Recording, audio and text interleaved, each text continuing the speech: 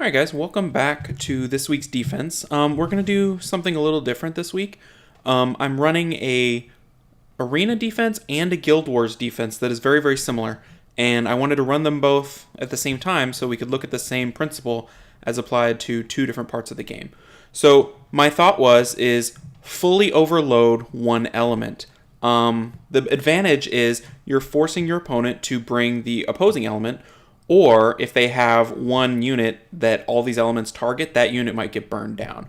So for instance, this is the defense I ran all week. It's super fire heavy. It's tanky. It's going to go second. It's super, it's vulnerable to Alicia. I mean, I can't imagine it surviving an Alicia, and it's going to go second. So that, I think, is its biggest weakness.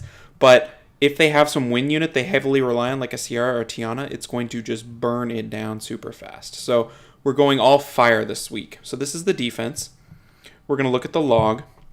So victory rate is 13.3%. It's attacked about as many times as I've attacked out. So it's not a heavy deter defense, but it's holding its own. Like last week's was more successful, but was hit much more often. Whereas this one is getting hit a little bit less, but it's not very successful. So there's people that look at it with, Lucians and they say, nope. Like, this is not a Lucianable defense. It's just too much of a mess. So all the Lucian people are pretty much out. We're dealing with people that are willing to single focus it down with maybe a Theo or have an Alicia sort of an offense or something like that. Now, it has not done a good job of holding Guardian, whereas the other defense did a much better job of holding Guardian throughout the week. It's getting attacked right back down as soon as it gets up into the Guardian ranks. It generally hovers around C2, C3, so not horrible, but, not great. So that's the victory rate. Let's look at the last 10. So it looks like one defense successful in the last 10, and this person came right back again and redid it and got it no problem. So that kind of reflects its 13% win rate. Okay, so that's the defense. Let's go look at the Guild War defense. So we just won what's going to be our last Guild War before the rush. We'll have like 2 or 3 tomorrow. So this is what I've been running in Guild Wars. A lot of fire units, and only fire units.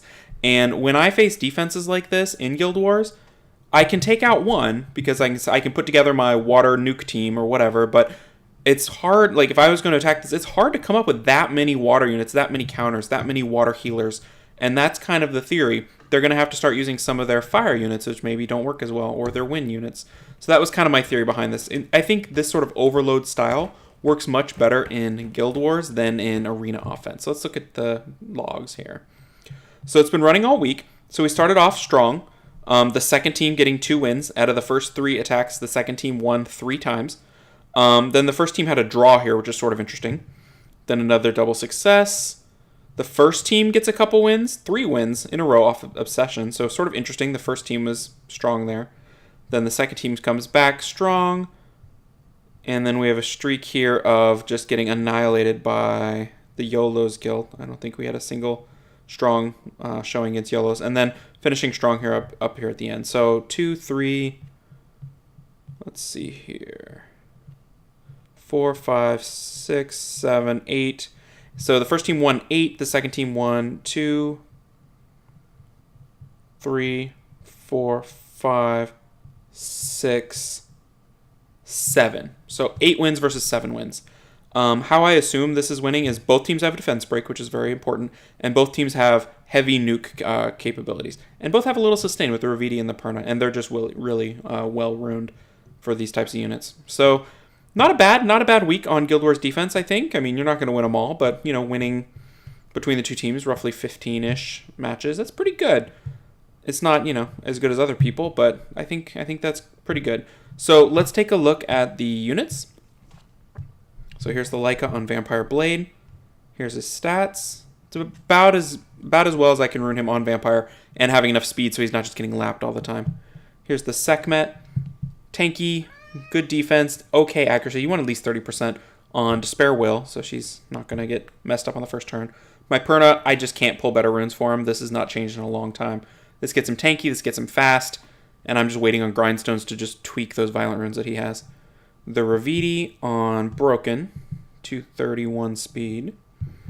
The Oki on 248 Violent Will. So this is probably my best rune monster. He's my priority. Every rune removal, I want him to be better and better and better, so I try to give him the best runes I can.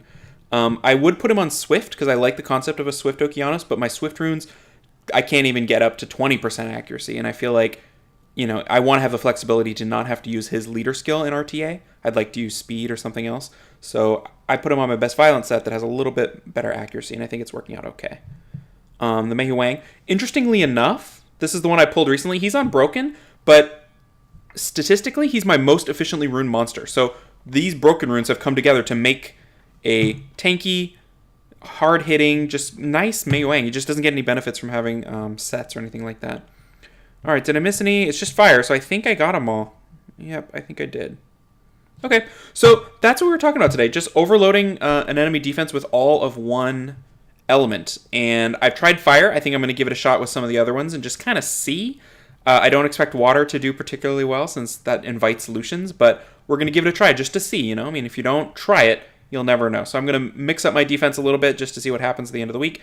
But I wanted to show you guys how it performed this week in both Guild Wars and Arena. If you like the inclusion of Guild Wars, I feel like Guild Wars defenses are interesting. There's a lot of kind of cookie cutter defenses, so if you see something like this, it's a little bit different, but still effective. So if you enjoyed seeing the Guild Wars, let me know. I'll keep it up, and I will catch y'all next time. Thanks for watching, everybody.